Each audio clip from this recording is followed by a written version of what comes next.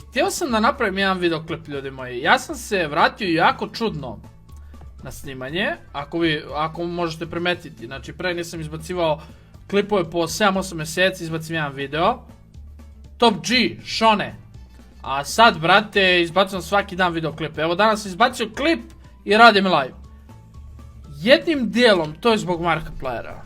Da li možete da verujete, brate? Zato što, inače, ja imam dosta kanala, dosta snimam, svaki dan izbacujem brdo videoklipova i sve to u redu. Ali pre neki dan ja rekao, ajde da vidim ovi strani youtuberi, stari, PewDiePie, DanTDM, Sandy, Jelly i ostatak ekipe, Kvebelko i to. I onaj Jacksepticeye, na primjer, njega sam gledao davno. Ja rekao, ajde da vidim, brate, šta oni rade.